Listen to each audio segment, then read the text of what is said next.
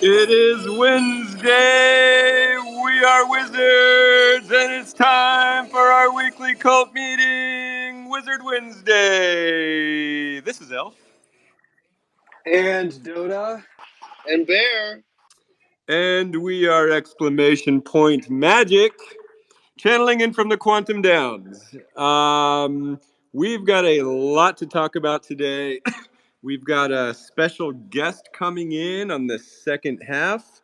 Bear's got some comments about the show meetings. Oh, by the way, I'm actually in Los Angeles right now in the Bear Cave, sitting with Nalgene and Bear. Amazing. Hey, good to have you. And Dota just left. You just I was landed there. back. Yep, I just got back. Had landed safe and sound, but it was really good to spend a few days together. And we got tons of time to hang out. We broke bread. We ate food together. We had some really promising meetings. We even got into some physical altercations. It was great. Oh, yeah, we did. I forgot about that. We'll get into that in a little bit. Yeah, conveniently.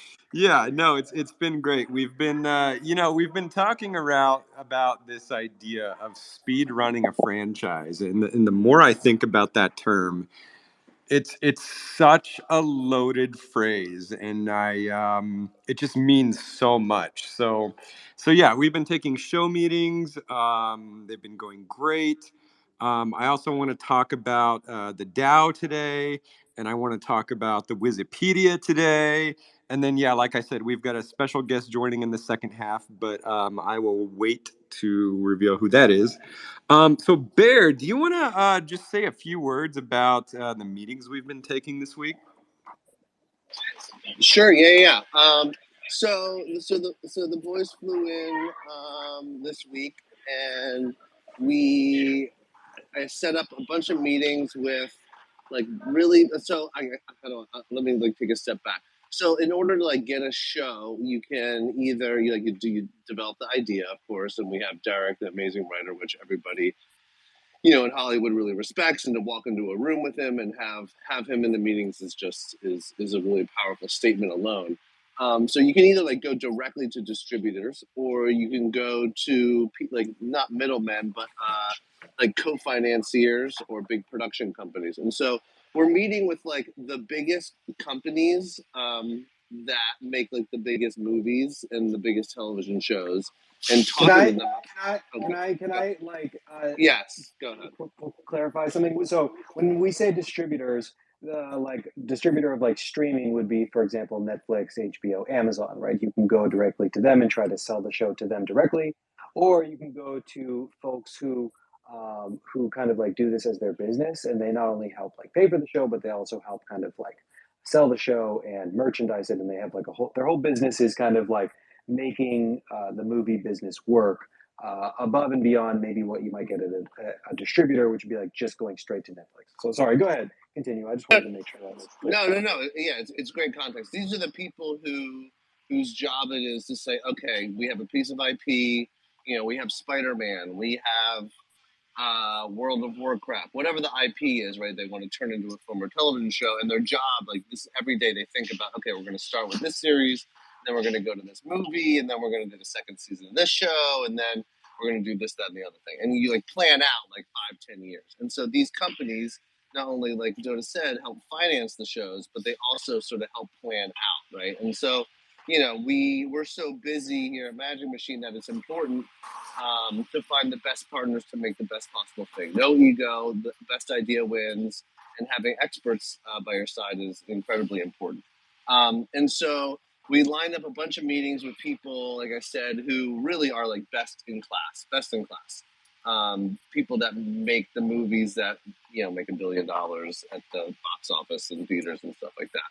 And so we essentially, the way these meetings go is me, Dota, and Elf, and Derek. We come in and we pitch the IP and what we've done alongside the cult, what we've built, and everybody's obviously super impressed. They're used to pieces of IP having done what we've done take 5 to 10 years, and they just their jaws are on the ground at how much we've all accomplished.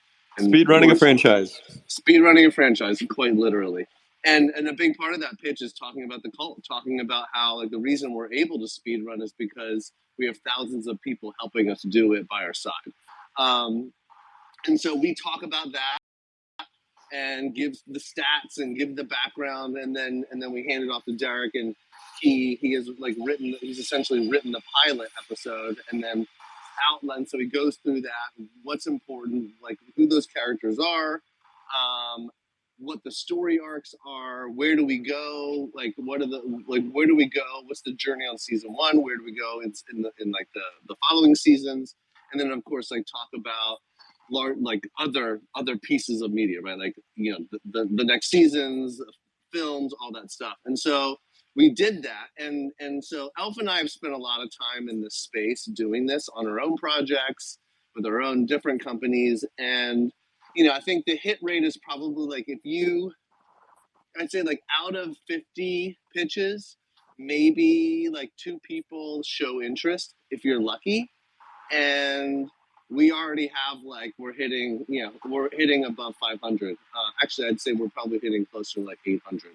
And so it's this process takes a little bit of time, but I have to say like I'm like over the moon at Yeah. how people are receiving what we're doing, and it's totally translating. Like people can see off of the materials, off Derek's excitement, off of what we've all accomplished together. It's just like really landing. And I One of think the yeah, go ahead, please. Oh no, one of the things that I really loved about this round of meetings was like, a few months ago when we were talking to Derek and we were trying to pitch him on Forgotten Runes.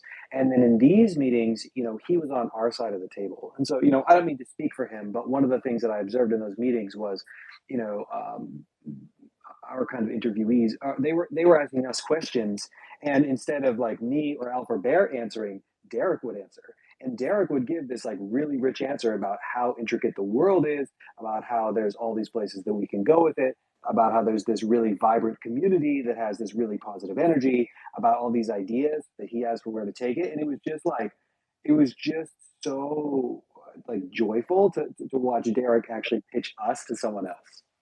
Yeah, and just for those of you who might be new here, when we say Derek, we're talking about Derek Kolstad, who is probably best known for creating the entire John Wick franchise from scratch. He's also worked on The Falcon and the Winter Soldier for Marvel. He wrote the film Nobody, and a lot of other impressive things. But yeah, it's been great having him in the And he's room with us Yeah, and he's just a because great dude. everybody also like in those rooms knows they know him already before he even walks in, and so it's Right. just like half of Hollywood isn't what you know, it's who you know. So it's been great. One of the other things that I've noticed about these meetings too was just how kind of like forward thinking and open these people are to Web3 by disposition. Of course, you always get varying degrees of like understanding, but like a lot of these people watched sort of like, for example, the internet come and a lot of like streaming media come and completely change the business. They watched like this shift from desktop to mobile and completely change like that how this kind of media is consumed. And so I actually think that they're like fairly open to the idea of hearing like, oh, crypto and NFTs is changing ownership. It's not like the first kind of like upend for their industry that they have seen. And so they're like very much like, oh, if this is true, we like need to make sure that we're a part of it. And we're like paying attention. I thought that was really interesting. Yep, definitely. um so yeah, in like, don't get us wrong, like Hollywood is a place where you can die of high hopes, and so these are the very first steps, but so far so good, and we're very encouraged. Yeah. um I also want to talk about just how fast the project is growing. I'm going to use this phrase again: speed running a franchise. I've just been like obsessed with this phrase lately, and all that it entails, because it's just it's a massive effort, and part of this effort is speaking to third party institutions of all kinds, not just these show people, but all kinds of people. And so part of this effort is we've been building this massive deck, and it's got like 70 pages so far. And one thing that I've been loving about doing it is it's been such a thorough recap of everything we've done and where we want to go. Um, and the deck is not only just about what Magic Machine has done, it's also about what you all have done. Um, because something that carries a lot of weight in these meetings is bragging about your community, bragging about the content that you all make, bragging about the social media activity and the Discord activity. Because the cult is just so damn creative. In fact, it's the most creative NFT community in the space, hands down. Come at me if you want to argue with me. Um, we've And come at we've us with photos because we've got them on our side. Yeah. yeah, we've got the evidence to prove it. So and we've just got it's like the stuff we see every day on Twitter, and then there's also just a lot of these like really big initiatives that the cult has already done and is continuing to do. Just a few highlights that are in the deck is like the uh, the Forgotten Worlds Minecraft thing that Merlin made, the Forgotten Marketplace that TV made, the Forgotten Babies Wizard Orphanage that Bill Gates and Acid Eater made, Bit Vargan's Billy's Gonna Get Ya, RYF's comic series, the merch line by Moron Capital, Give a Hoot's Runes card game, Bonzo's YouTube show, Meeple's interviews, the Two Crows jewelry line, the Nouns Wizard collection that Bread made. Uh, there's so much, like we cannot So even much. keep track of it. We are losing track, and, and we actually enjoy losing track, to be honest. And I can speak to that in a little bit, but basically, like these institutional parties are very, very, very interested in this stuff. And then to that, that's just the beginning. The DAO has so many proposals queued up. There's so much good stuff that's being proposed, and I'm so glad we have the DAO. I don't think we give the council enough credit for everything that the DAO is doing. So first of all, like thank you so much to the council. Thank Your you. work is so important to what we're doing. It's the DAO is just such a crucial part of Forgotten Runes, and here's why. Um, because Magic Machine is what we're doing is we're pushing really hard for the show and the comic and the game and all these other really big things, and those are great. Those are a very important parts. They're part of speed running the franchise. But what else is a big part of speed running a franchise is the community. It's what the legacy world would call the fan base.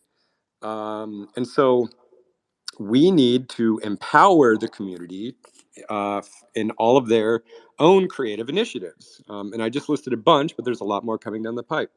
And so this is where the DAO comes in, because you guys will need the funds to make a comic, make a game, an animated short, a novel, whatever.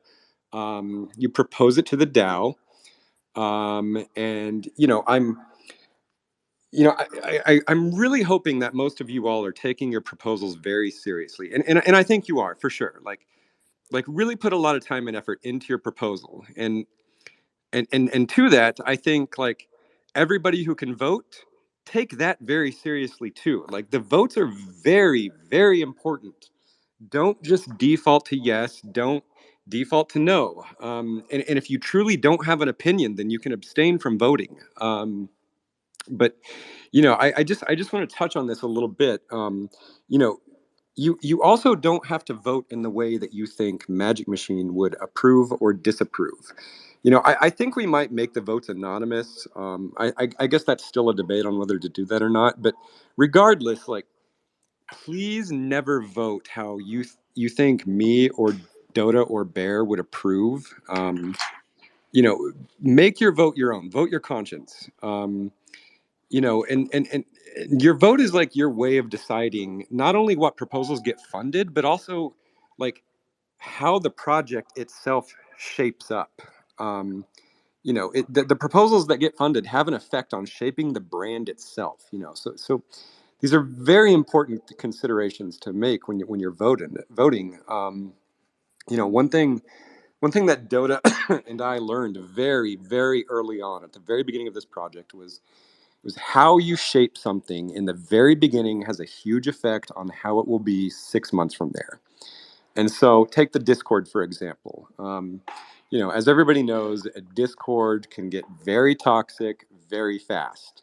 And if you let that behavior run unchecked, then you really can never pull back from it. You basically just have to start all over.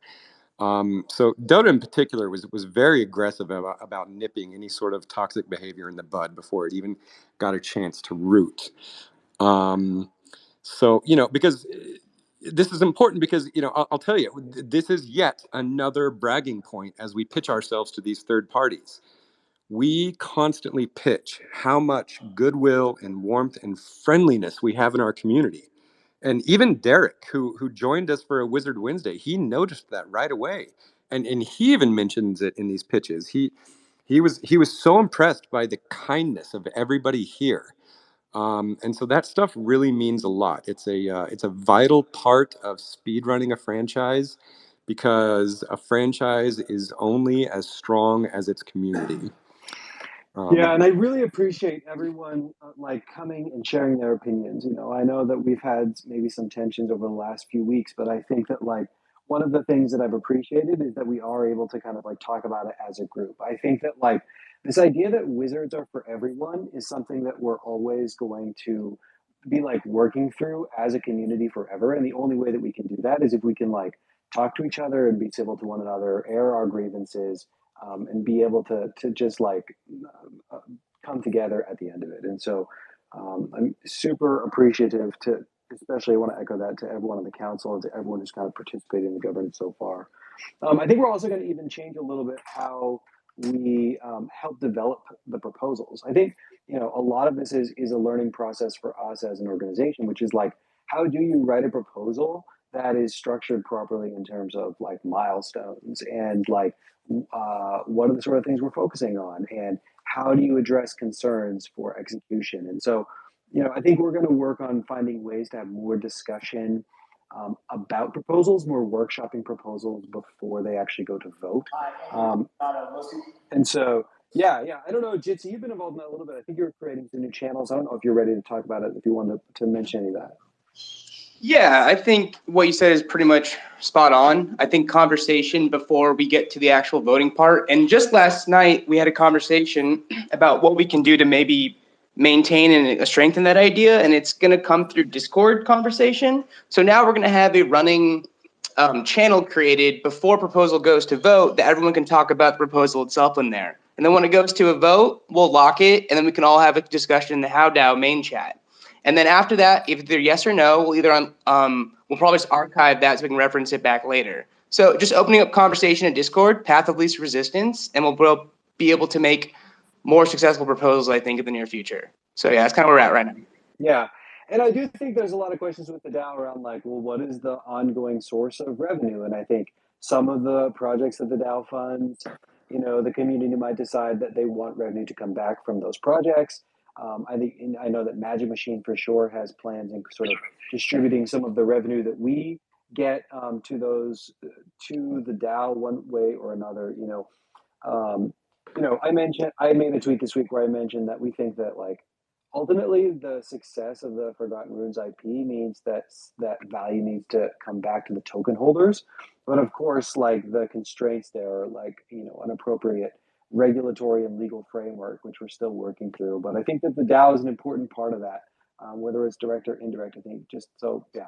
Appreciate everyone who's been involved, the council, the proposers, the people who are doing the work, the administrative, and everyone who's voting. So one thing I wanted to say, just as like a potential participant in voting, is like I'd love to see us make it a little bit easier to vote, and like maybe I don't know if anyone else feels this way, but it feels like it's a little complicated to like understand where the proposals are, how do you vote, and I don't know. I'd love to. I know this is, maybe I shouldn't say that, but like I just think it could be a little bit simpler for people because I've also seen other people mention the same. It's an important topic. I think we've even mentioned like infographics or ways to be able to shorten that experience so people understand what's happening. Yeah, I think there's going to be a lot of conversation moving forward just about those things too. So good feedback though. Yep. Okay, so we have 10 minutes until our guest comes on. I wanted to touch on one other topic. And this has been one of my favorite things to ever happen to Forgotten Runes, and it's of course the Wikipedia. Um, and yeah, I love it so much. Actually, Matto, you just came up. Do you want to say something about the DAO real quick? Really briefly, that yeah, I definitely understand your concerns. We actually had some discussions about the visibility of proposals and how we can make it a lot more streamlined. And I think Jitsi mentioned before, like we added the channels within the How DAO section of the Discord, so that way it's individual channels for every proposal. We're going to try to think of some way that we can structure that process so that way it's like easy to manage and it doesn't become like too cluttered. But I think that will bring a lot more visibility. Another suggestion that was brought up was like an announcement channel within there that I think that's a great idea. I kind of put in like a placeholder for that for now, and then like kind of like discuss with everybody how we can move that forward. And I think that would be great for just kind of like if you just want to get the most up-to-date important information on like what's being voted on and deadlines and such. It'll just be one condensed channel that you can get that information from. So thank you for the feedback. We're definitely going to keep on trying to make this a lot easier for everybody and make this fun to participate, fun for everybody to join in. Thanks, Matto. Excellent. Thanks, Matto. But yeah, so the Wikipedia, it's I love it. It's like honestly, I wish I had time to just sit there and write Wikipedia entries all day long. Same. Yeah, because there's so much. The Runiverse is friggin' huge. It's yet another thing that we brag about in our pitches with these other institutions, which is one question they have is like, how much world building have you done? And my easy answer is like, well, we have an entire Wikipedia. And so yeah, so the wiki is it's obviously in a very early stage now. It's a bit experimental. One of the balances we're trying to find is like how much should Magic Machine write as a baseline, and then how much should the cult members start contributing. And this will be an ongoing experiment.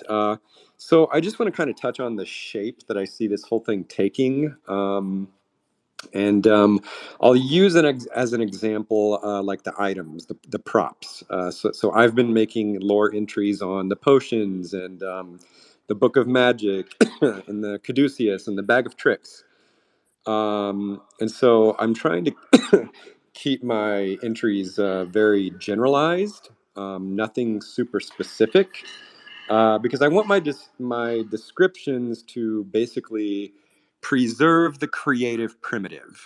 I want individual holders to be able to still feel the freedom to interpret these items in a variety of ways. So, for example, with the Book of Magic or the Bag of Tricks, I was very careful to say that, like, every wizard's Book of Magic is different from one another. They're not all the same book. Or every bag is holding like different content tints. They're not all the same Bag of Tricks.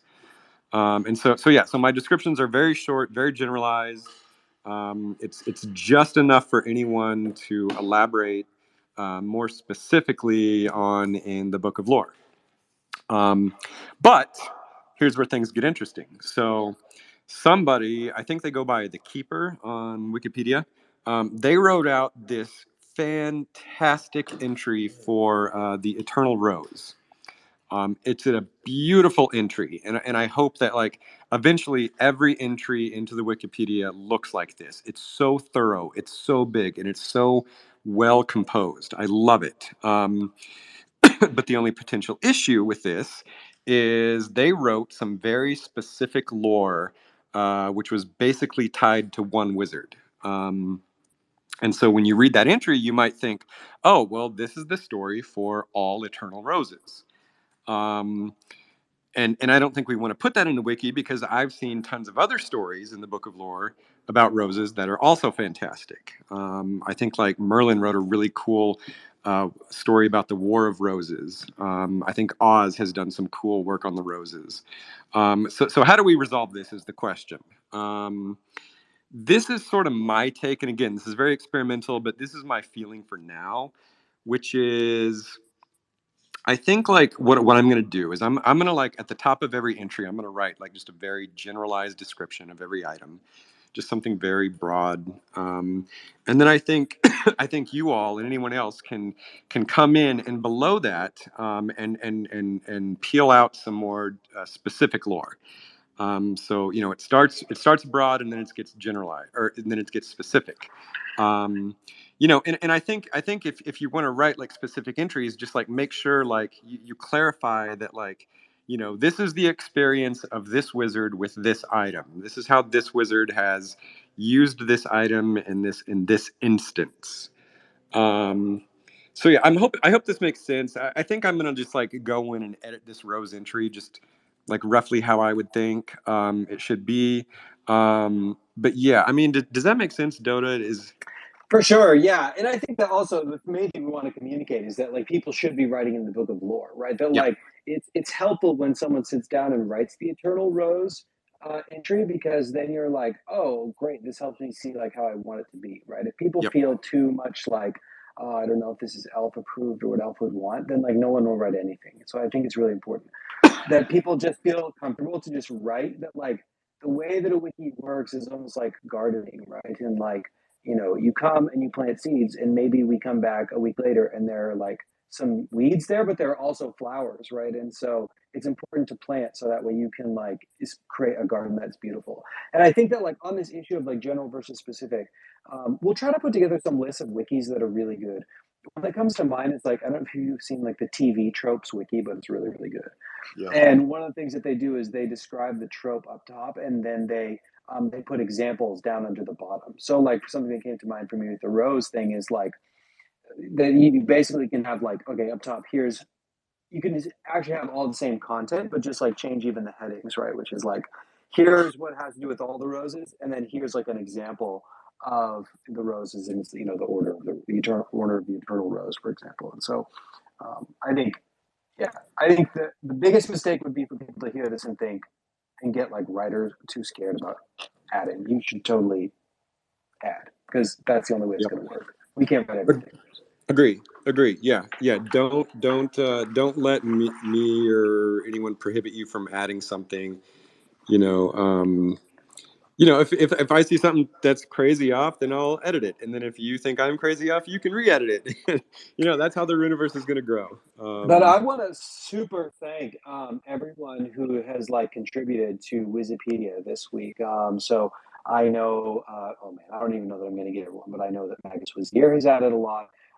We've seen, in particular, like this stands out of my mind, Small Protect, who goes under handle Fumblebee, has done so much. The pages that you've done, Small, look just really, really good. There's also a handle Lore Dealer. I don't know who that is that showed up and it's written some really high quality pages. Matazuki, I know you've done some too, and I'm sure there's others that I'm missing. But yeah, it's just been so delightful to see everything there because it's just such a better way of discovering a certain aspect of the universe than what some of the stuff we have on our website so far. So just yeah, I'm really loving what it's becoming. I think we still have to fix like the colors and the styles and all that, and we'll get that going. But it's shaping up. Yeah. Okay, I'm trying to find our guest. I think he's in here. Do you see him, Dota? No, no. So, guest, if you're here, please request to speak, and we'll bring you up. He's logging in from the Runiverse game account. Yeah, you have to do it on your phone. If you're listening in, it doesn't work if you're on desktop. You have Oh to use your man, phone. yeah. Yeah. Okay, we might have a little bit of a technical hiccup for a minute before we get him in. He's oh damn, he's using a desktop. Hold on, I'm discording him right Exactly. Yeah, you got to use a phone. Do we have Bear? Did we lose Bear Snake? now. Bear is sitting right next to me. Hey. Oh, he's good. He's good.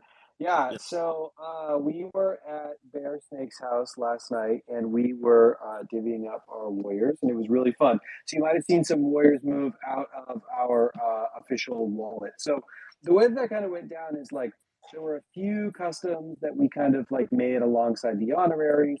But then for the most part, because we ended up not minting as many warriors as we wanted, we also ended up keeping a bit more warriors Oh as wait, we I wanted. know what. Okay, sorry. Go ahead. No, I'm just saying so that's what we did. And I was like really, really excited. I shared some of the warriors that I got this morning in Secret Tower, so you can scroll back, and there's just some really, really cool ones. But we all kind of got into a bit of a conflict over one really cool goblin that was a goblin with an Excalibur. Um, and so we I decided to tried arm to give wrestle it to for it. Alf. I did. Yeah, No, he yeah, tried to give it to me, and I was like, "No, we should have a contest for this." I know. How about arm wrestling? oh man, arm wrestle. And you So guys, I rarely lose arm wrestling matches. yeah, and that was fighting words for Bear. Yeah, and so as soon as Elf said, "I rarely lose arm wrestling," Bear's like, "Okay, you're gonna come to my house and tell me that you're gonna beat me in an arm wrestle." And so we all headed over to Bear's countertop, and there was an arm wrestle. I don't know if you guys want to reveal who won, but you can see it on chain. That Bear absolutely decimated Elf in an arm It is wrestle. it is technically on chain. You can check on chain who won Yeah. arm wrestling match. It was literally a bear versus a goat. Come on. Yeah, yeah, yeah, So bear destroyed me. I was so yeah. cocky about it too going into it. But it Your was arms are really big. You would beat me in an arm wrestle easily. So I guess we know where we stand. So it was no contest though, and so he yeah. won the ultimate prize of an Excalibur wielding goblin, which is just like quite a prize to lose. I remember I it happened, and then I was like, I have Excalibur. Yeah, it was a good testosterone moment for the two of us. So Okay, yeah, thanks for I don't mentioning that. see. Yeah, of course. Yeah, yeah. I'm sure you're happy for me to bring that up. Is Danilo here?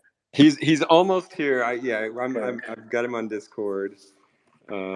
He had to download the Twitter app. Oh yeah, sure. Um, yeah, he's almost here. Yeah, I want to second that though. Small Protect, you've been making some awesome Wikipedia articles, entries. It's oh, he's still downloading the app. Okay. Do we have anybody who's Yeah, going to it's read okay. lore today? Yeah, yeah. I don't know. I Um, don't know if we do. We'll find out. yeah. Oh, let me talk about some cult content. So one thing that's been standing out to me lately is Maxwell at Feckless Mage. This is a guy who has taken the monstrosity that is the Cucumdong Media, and he's actually making some really cool things out of it. Like, it appears that he might be making an entire collection of food-based wizards. Um, Mm. they're looking great. They're looking so good. I love him. He's got like some new familiars in there. It's just really a beautiful collection. So if the Cucum Dog thing resulted in anything, then this was a good result. I'll But tell you some actually, other. Oh, go ahead. oh, I was just gonna say, there is actually one other good thing I've seen come out of it. Oz has been making some really great Cucum monsters, and they're pretty good. They're pretty good. They're no Quantum Ouroboros, but they're pretty good, Oz. I'll give you that.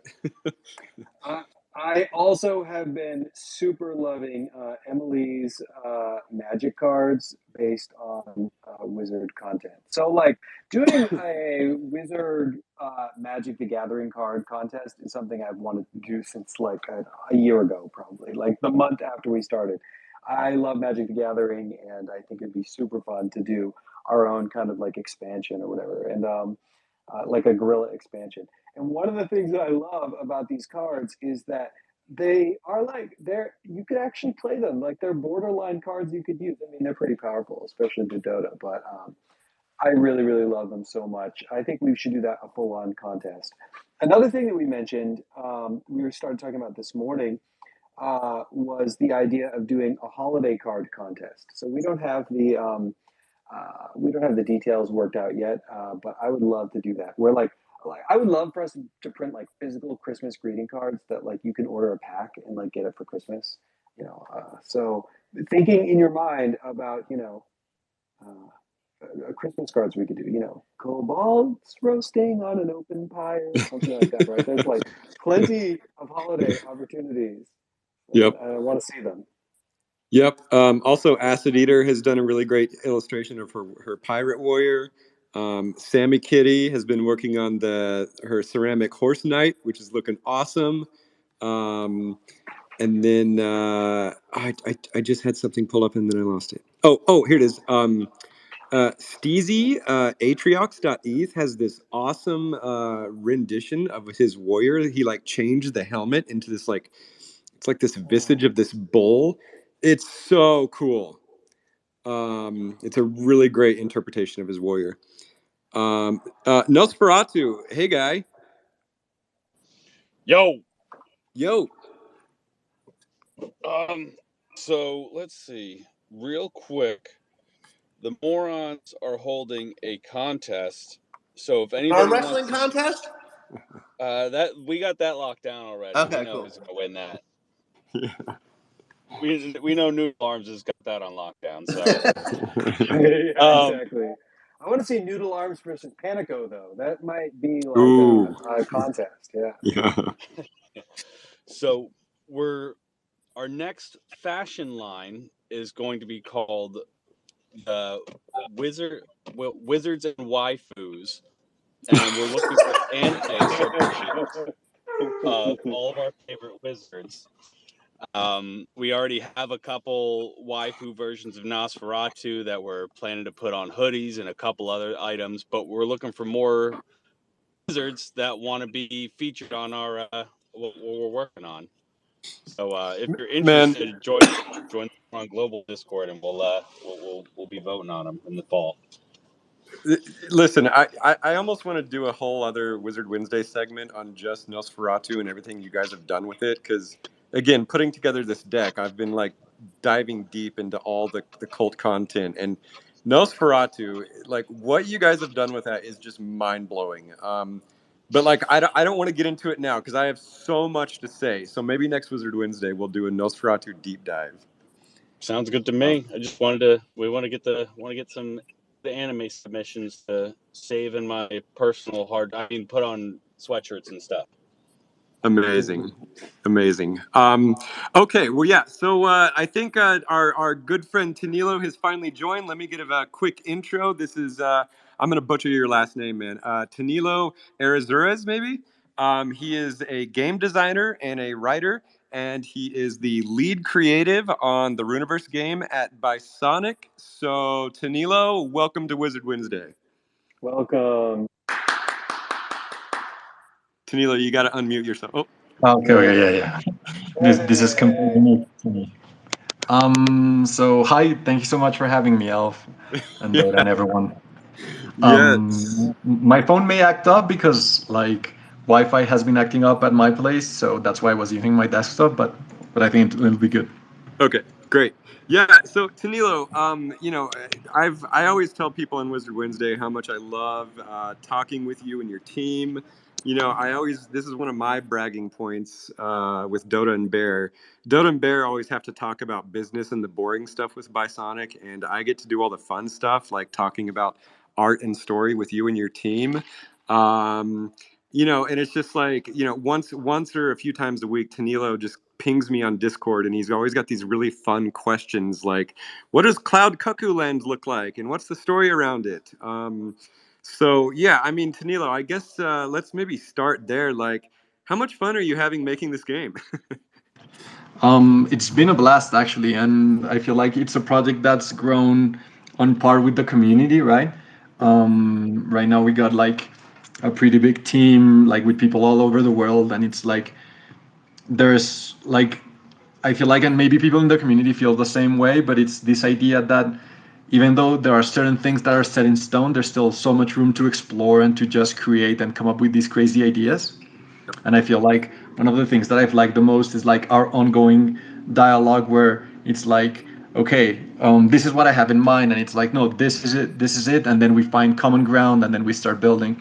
And I feel like the artists on our team especially have appreciated that, and they've created like their own things, their own assets, right? It's not like these very rigid ideas that come from one person, but it's very much a collaborative process. Yes, yes, absolutely. Yeah, I mean that's actually very important to me. I really want Tanilo and his team to just have fun making the game, and to be able to have the freedom to bring their own creativity into it. Because I've been working in this animation and video games for over 10 years, and one thing I found is that when you have fun making something, when you feel more ownership over it, your audience is going to have more fun looking at it, and they're going to feel more engaged. And so while I will provide loose guidance about the Runiverse to Tanilo and his team, I'm very happy to let him to add their own creations and their interpretations into the game. And maybe one of the most memorable things so far has been the whole ducks meme. That was one of Tanilo's creations. Do you want to talk about that? Well, actually, it's been, I feel like the fact that you haven't been like constraining in terms of ideas has allowed us to like pass it forward in a way, right? Where it's like I'm not being restrictive with the team either. So there's plenty of ideas that come from there, right? Like the duck meme was a thing where it was like, okay, mages, like people don't have magic. How do we call them? And it was like a group proposal. Then there's the light bulb frog, which I think was a great success as well. And it was something that it was like, oh, I have this crazy idea, and then an artist was like, oh, I want to draw it and bring it to life. And it's like I feel like that's how we've been rolling, and I feel like doing that really opens up the possibility that the team feels like they own the project as well, right? Like Absolutely. when you hear artists talk about set pieces that they've created or backgrounds or whatever, it's like pretty much their art and not just like a commissioned piece that they have to do. Yep. Yeah, and this also speaks to something we touched on in the beginning, which is speed running a franchise. I can tell you that production goes so much slower when every little idea, every little drawing has to be approved. There's a chain of command it's got to go through. I mean, that's a way to add 5 years to your production. And so, if you want to do it in a quicker way, what you do is you just find really talented people that you trust, and then just let them do their thing. And that's what Tanilo and his team has been doing. And yeah, I mean, again, the ducks thing, the whole ducks meme, the ducks, like the idea that non-magical people are called ducks in the Runiverse, that was totally Tanilo's idea. Um, you know, his art team has just been showing me a lot of really great concept art. Something that's standing out in my mind right now is the way the concept artist drew the Red Wizard Capital.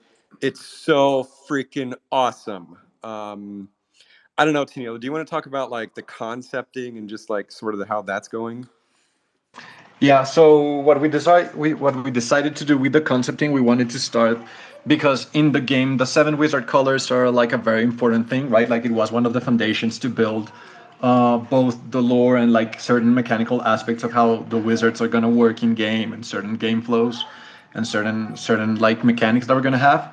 And so what we decided was to start building like the four wizards, right? Like the four wizard capitals that like starting with four of them, the red, green, yellow, and blue, and really give them their own identity. And from the concepting process, I think the most interesting thing is that we followed like a principle that it was like let's take one of the runes and start building a part of the symbology of the wizards, shape, design, and everything around that rune, and it really gave each one of them personality. I think it would be great, like in a couple of weeks when all four are done, sharing all four of the ones that we're working on at the moment, and really showcase how different they look and how each one has like its own very unique personality. Yep. And by the way, anyone who wants to come up and ask Tanilo a question about about the game, please do so. He can't necessarily answer every question, but I know you guys have a lot of questions about the game. I know that the demo that we put out at the party was a very popular item. Hold on, we've got a Andy.eth. Hold on, let's see. Oh, wait. Oh, Andy, are you able to speak? Yep. Hey, do you have a question for Tanilo or anything else? Yeah. Sweet. Definitely might be an angled question, but so I'll just ask it anyway. What's the plan for trying to capture Web 2 users in this game? People don't know anything about crypto. Just wondering. I think one of the biggest challenges for the game, and it's one of the questions that we had from go, right? It was, how do we make a game that appeals to both audiences? And one of the key things was to make NFTs not be like, how would I put it? I wouldn't put it as like a centerpiece of the player experience, but more as a capstone when you finish the player experience. And what I mean by this is that the idea is to get players to engage with the game for a very long time, and eventually they'll discover like, ooh, these great creations that I have, I can turn them into NFTs and really like have my mark inscribed on them. And that's why one of the key principles of the game is that every item in the game outside of like the base resources are craftable items, right? And so the idea beyond that is that the idea of turning something into an NFT is more about like signing something as an artist would sign an art piece, right? And it's like there's no item that would just like you would just get. It's all the result of like your own player activity. And I feel like incentivizing players to do that will incentivize them to understand like the value of digital ownership.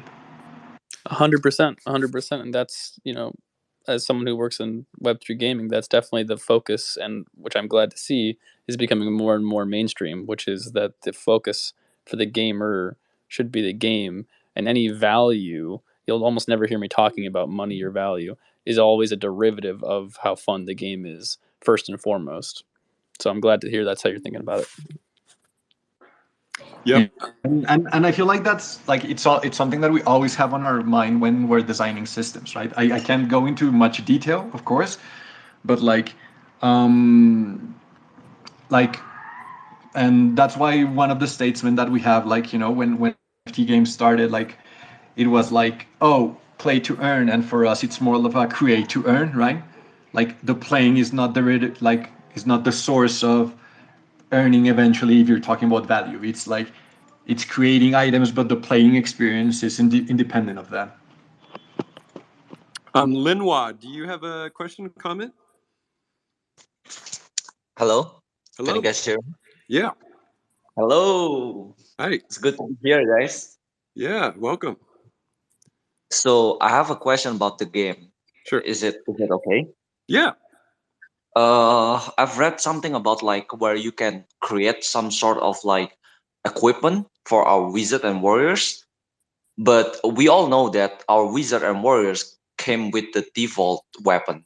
Like Right. let's say a warrior have like some sort of sword, holy sword, whatever it is. Yep. But is there any way that we can use our created equipment to replace the default equipment for our wizard and warrior in the game? This Like when we is a get a new armor, we can just replace our default armor for our wizard or warriors in the game. Right. That will Yep. be a pretty good concept. Yep. I know what you're saying. Go ahead, Dota, or Tanila, whoever. I was actually going to take the conversation sideways with around this idea of customizing. I thought he was going to say, would you be able to get a new weapon or a new piece of clothing and wear it on your original NFT, which is a different topic that we should talk about, maybe not today. So yeah, go ahead, Snow. You can answer about the game, but I mean, the short answer is yes. Like you come with a sword if you have a sword already, but of course you can get other weapons and use them in the game. Yeah, what I would say to that is that it's still an ongoing debate on how to do that, because there's something that we really liked, and it was like the unicity of each one of the NFTs, right? And so we didn't want to intrude upon that, but I feel like I can't go into much detail, but I think we've come with a very cool solution that like will make your NFT feel special and will actually let you as a player experience like all of the equipment and craftable items that we have.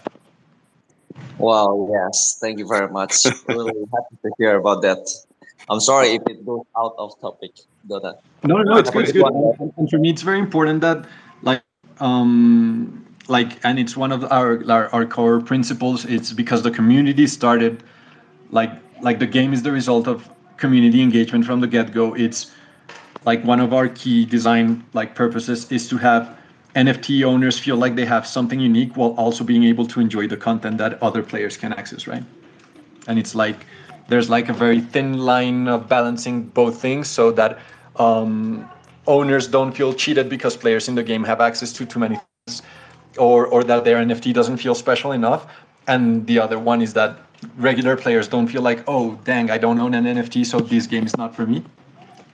So like I feel like the bigger answer is like that's something that we are always taking into account in the way that we're designing the system of equipment and allowing access to both types of players to equipment, weapons, suits, etc. Oh, yeah. Thank you very much for the answer. Really appreciate it. No, you're welcome. You're welcome. Thank you. Tanilo, so I wanted to talk a bit about the demo that was released. One thing that stood out to me was just how rich a lot of the set pieces looked, how big the map was. It was absolutely huge, and it's not even like done yet.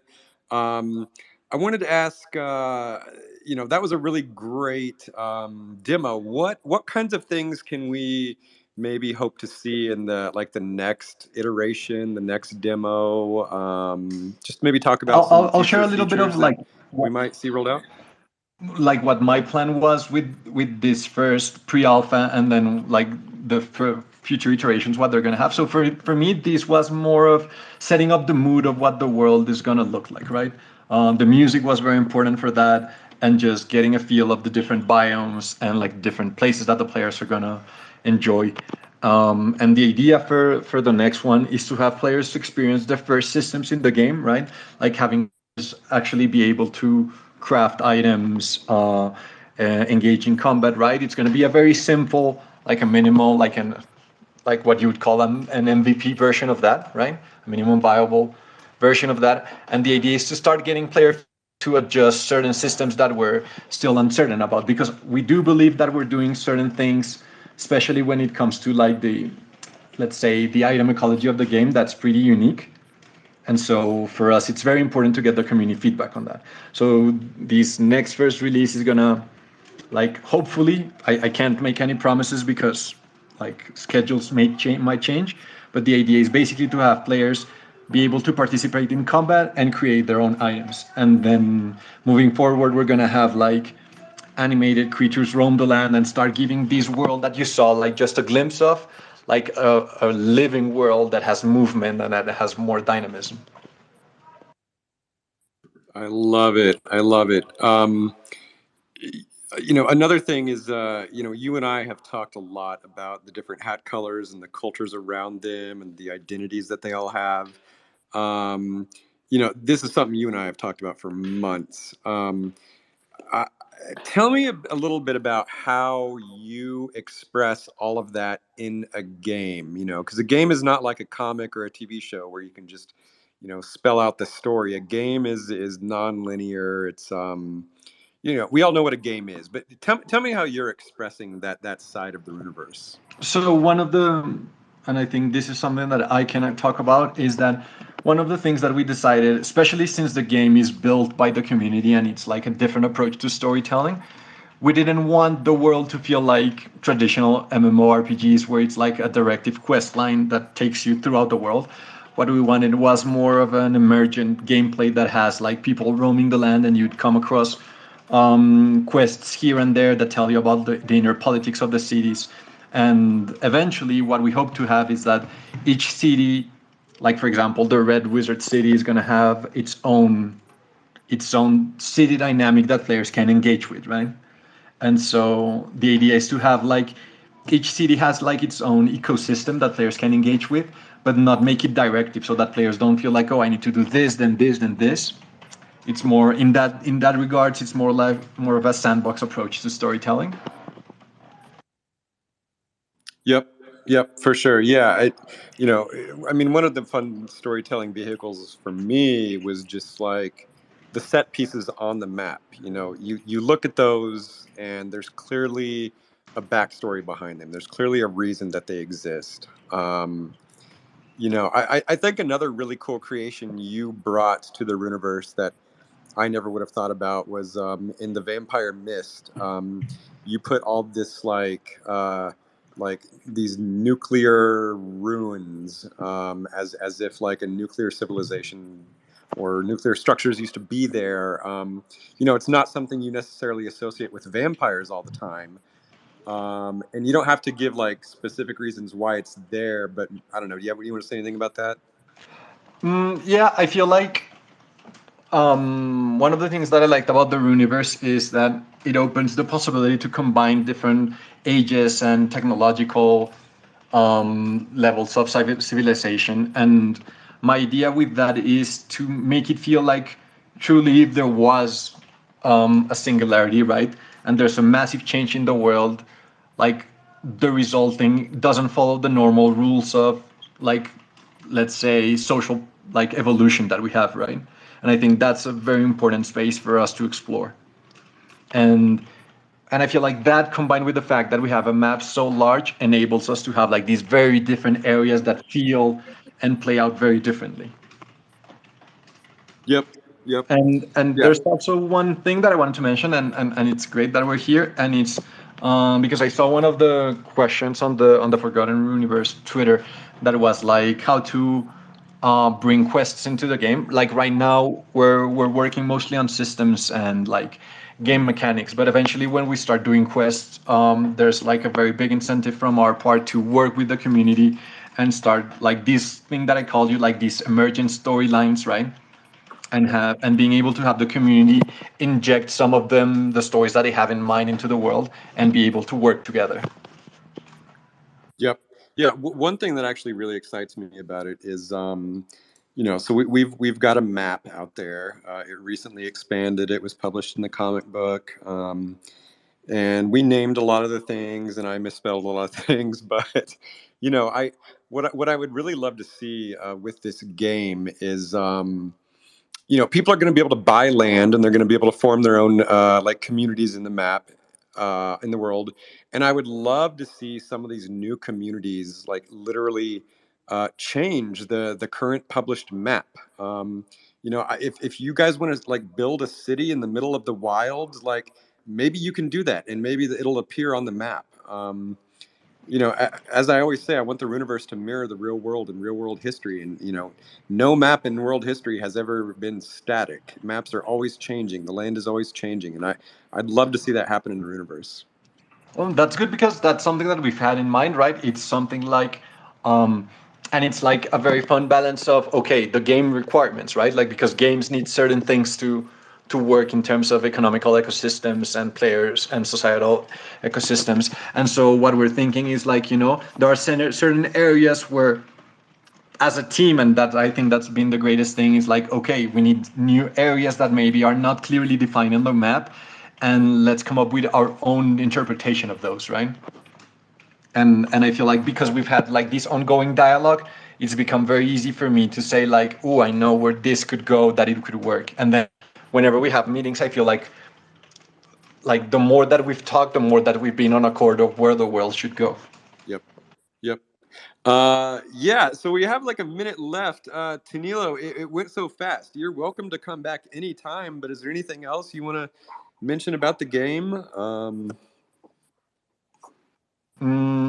I think no, just look forward to our next pre-release, right? To getting involved with the world, and something that's very important. I feel like that's something that I really appreciated with the pre-alpha that we have is like the understanding of the community that this is a work in progress, and so the most important thing for us for these releases beyond showing the game is validating things with the community, with the players, and like we really were appreciative of all the player feedback and people who were involved in testing and giving us like, oh, there's $1 million, good, report 1,000,001 so we can make the game better for the next release. Excellent. Dota, Jitsi, anything else? We've got You lore came up from here. Mo. We've Yeah. got lore from What's up, Mo. man? Hey, everybody. Has lore to read. Oh, okay. Shall I go? Yeah. Ladies and gentlemen, the infamous Wizard O with Ada Hadrian of the Rock. So this is from Hadrian and the Hare, which I haven't yet published to the Book of Lore. But I have released the art, which was done by Jun Carr. I hope I'm pronouncing that right. Who was introduced to the cult by Give a Hoot. So shout out to both of those people. This is the Psychic Leap. Hadrian had ignored people around him when they said it was easy to get lost in Cuckoo Land and set off anyway. Whilst many understood why he was leaving, they were adamant that if he were to go anywhere, it shouldn't be there, of all places. Regardless, that is where Hadrian went. He had been gone for months, and whilst there had been highs, there were also deep, dark lows. Eventually, the entertainment of the region was no longer able to distract him from the battering of his own mind, and it was time for the Psychic Leap. Hadrian had read that shifts were possible via the Psychic Leap, and thought it was likely that this would be a way for him to reach the peace of mind he sought. His journey was a fresh start in many ways, but he still carried the burdens of his own voice ringing between his ears. For months before deciding to travel to Cuckoo Land, Hadrian had been in a depression. The depression had been blunt and unmoving, dulling his mind. Whilst he had grown accustomed to being active and introspective, the cloud that hung over him had made him uncurious. Any inward seeking he attempted brought forth no new insights, leaving him without hope or cause. It was a librarian at the Rock that had first noticed the change in Hadrian. Her attempts to keep him excited had faltered, and he was no longer visiting the Library of the Rock. Whenever their paths did cross, he'd come across rude and uninterested. Thankfully for Hadrian, whilst his heart had hardened, hers had not. She did, of course, become frustrated with him for a time, but after weeks of not seeing him at all, she grew worried and visited his home. She opened the door into his abode quietly, and with caution, after 3 knocks and a shout, had brought no answer. Pushing through into the room, she saw Hadrian curled up at the foot of his bed. The room was a mess, and his appearance dishevelled, to say the least. "Fuck off," Hadrian started, without opening his eyes. "It's me," she replied gently. He looked up slowly and raised a hand to protect his eyes from the light now streaming into the room over her shoulder. Seeing who it was, his face softened, and the glimmer of tears began to well in his eyes. "You need to get out of here, Hadrian," she said. "What?" Hadrian said. She clarified. "You need to leave." Hadrian was confused. He brushed the tears out of his eyes and studied her face to try and understand what was happening. This woman, who had been so kind, a true friend and supporter of his studies in the library, was now asking him to leave. "You're stuck. The Rock has no more answers for you. You've read every book in the library, and I know, because I've helped you. You need to explore," she continued. Hadrian paused for a second, looking back down and around at the state of his room. She was right. He had been living as if he was dead for weeks, yet despite his trying, he had not made any progress into truly figuring out why. "Where would I go?" Hadrian asked. "Anywhere," she had said. After that, Hadrian had set off from the Rock after a few short goodbyes and headed towards Cuckoo Land. He had been young then, and what he didn't know was that it'd be a long time before he ever returned to the Rock. He travelled by hitchhiking and thought many times that he would die. Although he had travelled these lands when he was even younger, when the trails over the mountains were no longer warmed by sunlight, he had twice feared he might freeze to death. Thankfully, first a 12-wheeler lorry and then a horse and carriage had come to his rescue. Eventually, he had reached the boundary between Cuckoo Land and the rest of the realm and had stepped through with only a moment's hesitation. To some degree, the step forward had worked. The time he spent in Cuckoo Land had crumbled some of the internal walls that had been keeping his development hostage, and he felt like he had gained some idea of why he had been depressed. Now, All that was left to do was to move on, and hence he sought the psychic leap, a shift. Now, no longer merely wandering through the cuckoo, he wandered with intention. The beings he had met, or imagined, had been clear that there were no set directions that would lead one to the psychic leap, but that if one followed their nose, they might find it, if the conditions were right. He wandered and wandered, and wandered and wandered, and he thought that he might go mad.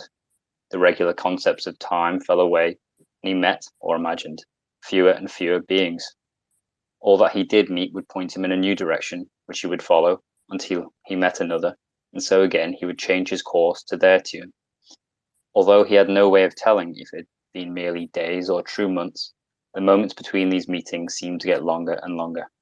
Eventually, a great silence fell upon Hadrian, and his feet seemed as if they appeared out of nowhere to place one foot in front of another. By all intents and purposes, he was going nowhere and directionless. There was no one else to guide him now, no books, no beings, no goal nor intention. Even the idea of finding the psychic leap had left him. The emptiness of his experience expanded far out, and all around him was no sign of a horizon.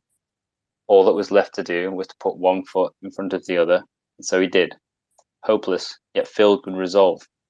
This continued for some time until he collapsed. Blinking his eyes open, Hadrian saw that he was still lost. The blank of the expanse seemed to have no end, but there was a noticeable dot in his vision. Sitting up, squinting hard, and rubbing his eyes, he saw that the dot was moving, just a little, left and right. Looking deeper, he saw that the dot also seemed to be moving up and down, just a little. The dot got a little larger, and he saw that it had an aura.